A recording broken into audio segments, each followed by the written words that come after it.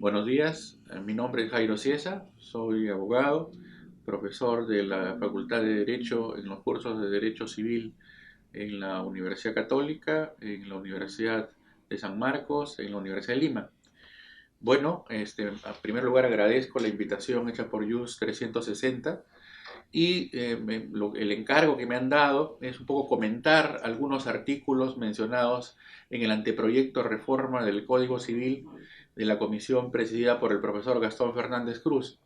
En el caso concreto de esta oportunidad se me ha solicitado comentar acerca de las modificaciones o las adiciones implementadas en el artículo 92 del Código Civil referidas a la impugnación de acuerdos en materia asociativa, en particular en el libro del derecho de personas, en la parte correspondiente a personas jurídicas. El artículo 92 del Código Civil ha sido materia de una serie de comentarios, de una serie de discusiones o controversias que de alguna manera han servido para implementar el debate académico en los escenarios diversos de las universidades o de los colegios de abogados o en la misma Corte Suprema. Así que es un tema interesante y es un tema debatible. Sin embargo, la comisión se ha encargado, ¿no es cierto?, de hacerle ciertos aspectos o determinar ciertos aspectos que impliquen una mejor sistematización del artículo 92 del Código Civil. El artículo 92 del Código Civil de lo que trata, como ya anticipé, tiene que ver con la impugnación judicial de los acuerdos.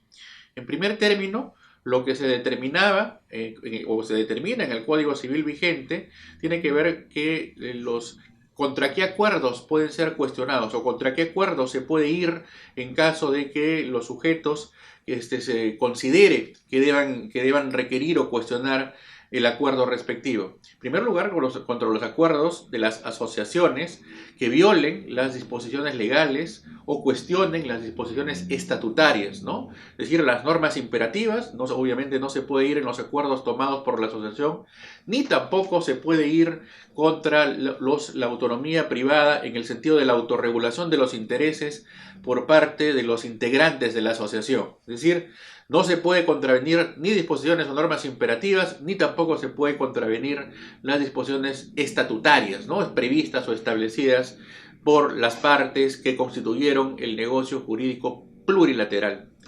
En segundo lugar, este artículo nos habla sobre la legitimación, ¿no?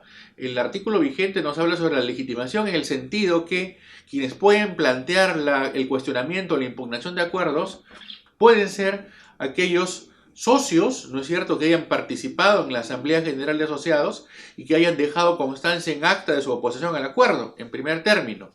En segundo término, aquellos socios que resulten ausentes. Y en tercer término, aquellos socios que hayan sido privados ilegítimamente de emitir su voto. Por lo tanto, el código vigente establece con claridad que la legitimación activa la tienen los sujetos o las personas antes mencionados. Si bien es cierto, el Código Civil no establece quién tiene la legitimación pasiva, nos queda claro, y así también lo ha establecido tanto la doctrina como la jurisprudencia nacional y comparada, que quien tiene la legitimación pasiva es el ente colectivo. No sería el integrante del ente colectivo como un directorio o como la Asamblea General, no, es la persona jurídica a la que hay que demandar. Y otro aspecto interesante en cuanto a la regulación del artículo 92 tiene que ver con el momento desde el cual se puede cuestionar o impugnar los acuerdos. En primer término, la norma vigente establece que se pueden cuestionar los acuerdos dependiendo de la calidad de acto inscribible o no. Si los actos son inscribibles en el registro público, lo que se ha señalado por la norma es que se puede inscribir o se puede cuestionar a partir de la inscripción del acuerdo, y hay 30 días para poder solicitar o requerir la nulidad del acuerdo. En el supuesto de los actos no inscribibles, la norma establece que son 60 días computados a partir de la fecha de que se emitió el acuerdo, ¿no?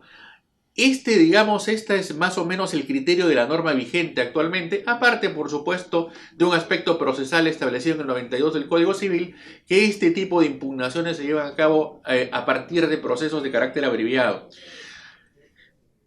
Es importante ahora ya con el anteproyecto de reforma al Código Civil que se ha tomado en consideración algunos aspectos resueltos en un pleno casatorio civil de la Corte Suprema de la República, en el cual se presentó un caso relativo a la impugnación de acuerdos versus la nulidad del acto jurídico. El tema puede ser controvertible, el tema puede ser debatible con respecto sobre todo a aquellos actos que se considera que han sido materia de alguna falsedad o alguna situación extrema.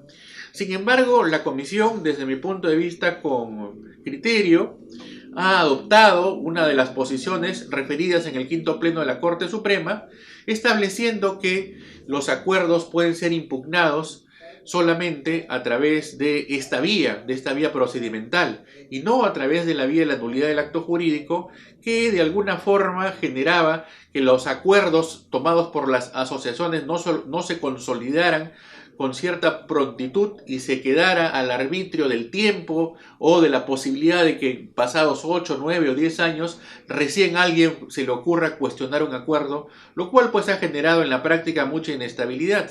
En este caso hay la posibilidad de impugnar el acuerdo, pero dentro de los plazos previstos en la norma.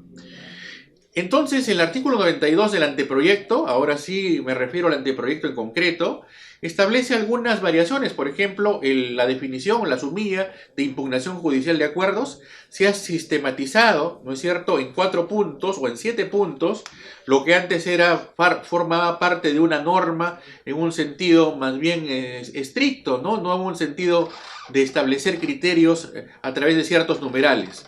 Por ejemplo, en el artículo 92 establece que las acciones impugnatorias respecto de los actos no inscribibles se computan o deben ejercitarse en un plazo no mayor de 60 días. O por ejemplo, se ha sistematizado un numeral 3 en el cual la impugnación puede ser interpuesta por los asociados asistentes que hubiesen dejado constancia en acto de su oposición al acuerdo, pero algo más. Era muy común en este tipo de asociaciones los que litigamos y nos damos cuenta de cómo proceden muchas veces las asociaciones, podemos observar que hay algunos criterios en los cuales no se dejar constancia en el acto de oposición al acuerdo. Y por esa renuencia es que se ha incorporado, me parece que con criterio adecuado, la posibilidad de que si no hay esa potestad para dejar constancia en acta de la oposición al acuerdo, lo que se realice sea, en la primera oportunidad que se tenga, se deje constancia notarialmente por parte del socio o asociado de que no está de acuerdo o no está en coherencia o en coincidencia con la resolución tomada por la Asamblea. Asimismo, también se incorpora en un literal B del numeral tercero la posibilidad de que los asociados no asistentes puedan cuestionar el acuerdo, o los asociados que se hayan privado legítimamente de emitir su voto. Una adición interesante aparece en el literal E del numeral 3 del artículo 92 en la versión del anteproyecto, que señala que cualquier persona que tenga legítimo interés en el cuestionamiento del acuerdo puede también solicitar su impugnación, pero se incorpora que el plazo para solicitar el cuestionamiento o la impugnación del acuerdo sea de 1 año.